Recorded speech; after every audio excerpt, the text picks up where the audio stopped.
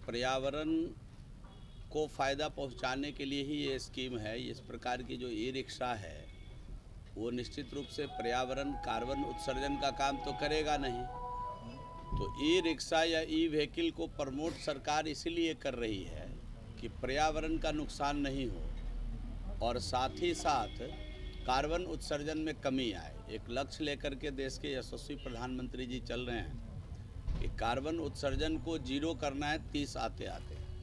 तो उस दिशा में जब तक हम लोग ई व्हीकल को प्रमोट नहीं करेंगे, व्हीकल के कारण बड़ी संख्या में कार्बन उत्सर्जन होती है, तो इसलिए ई व्हीकल को हर जगह हम लोग नगर निगम नगर निकाय के अंदर भी अब ई बस को चला रहे हैं। कई राज्य पहले से चला रही है, हम लोग उस दिशा में अभी सार्थक कदम उठाने जा रहे हैं। बहुत जल्द उसकी तैयारी भी कर रहे हैं, कुछ चल भी रहा है, कुछ और प्रमोट करके हर एक जगह तक इसको पहुंचाना है। और ई रिक्शा इसमें बहुत ही सार्थक पहल है, जिसके कारण आज बड़े पैमाने पर धीरे धीरे ऑटो की शिफ्टिंग जो है वो ई रिक्शा के द्वारा हो रहा है। तो अपने आप में एक बड़ा कदम है और हम धन्यवाद देना चाहते हैं यहाँ के संस्थापक को, पेपल जो अपना यहाँ ऑटोमोबाइल कंपनी है, जिनके द्वारा यहाँ Z force e rickshaw, Z force के नाम से ये लोग यहाँ बनाएंगे। सबसे बड़ी बात है कि यहीं उसको बनाएंगे, असेंबल करेंगे और यहीं से पूरे बिहार में उसका डिस्ट्रीब्यूशन करेंगे। तो न केवल हम पर्यावरण की दृष्टिकोण से एक सार्थक कदम उठा रहे हैं, साथ ही साथ रोजगार सृजन का भी काम होगा। बड़े पैमाने पर लोग इसके असेंबलिंग में रोजगार भी पाएंगे और इसको बेचने के अंदर भी रोजगार सृजन होगा। और साथ ही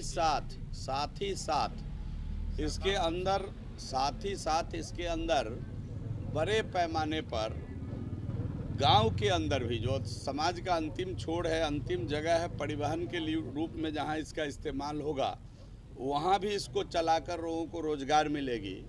और ई व्हीकल को प्रमोट करने के लिए सरकार अच्छा खासा सब्सिडी दे रही है, बड़े पैमाने पर सब्सिडी दे रही है, ताकि ई रिक्शा को प्रमोट किया जा सके, ई व्हीकल को प्रमोट किया जा सके। मैं इसके व्यवस्थापक को, यहाँ के संस्थापक को, उनके उज्जवल भविष्य की कामना करता हूं, उनको धन्यवाद देता हूं, उनको साधुवाद देता हूं। कंपनी के सभी पदाधिकारी और ऑनर को कि आपने एक छोटा सा सार्थक कदम बिहार के अंदर किया है।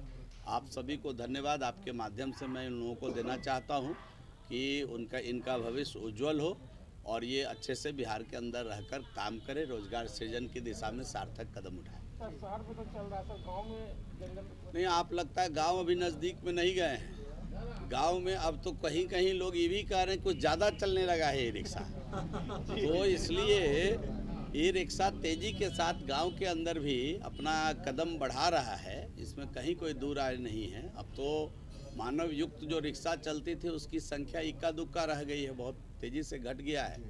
और आने वाले दिनों में वो भी हम लोग ऐसी व्यवस्था कर रहे हैं रोजगार सृजन के लिए कि उनको भी लोन मुहैया हो सके और सस्ते दर पर वो इस चीज़ को प्राप्त कर सके लोन के माध्यम से। तो इस प्रकार की भी सरकार भी सार्थक कदम इसमें उठा रही है।